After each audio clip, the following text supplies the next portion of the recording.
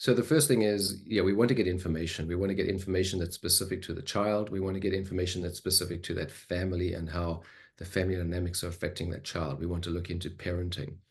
We want to look into the medical aspects. Many children with special needs have medical problems as well. Some of them have GI issues. They may be on nasogastric feeds. They may be on continuous feeds. That may be causing discomfort at night.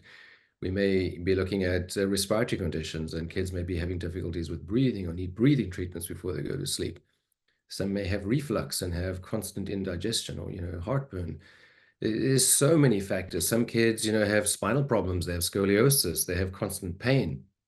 And so one's kind of got to look into those things as well. And then, of course, we haven't even mentioned the role of medications. There are some, excuse me, some individuals who, might have epilepsy. And what's the role of epilepsy in their condition? What's the medications doing to them? Is it waking them up? Is it agitating them? Are they having seizures? What role are the seizures playing?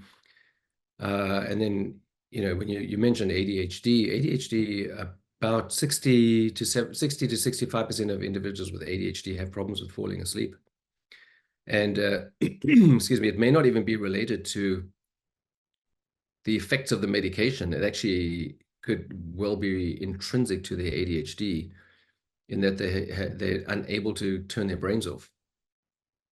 And then those that are on medications, if they're on long-acting medications, especially stimulants, that can actually cause them to have insomnia.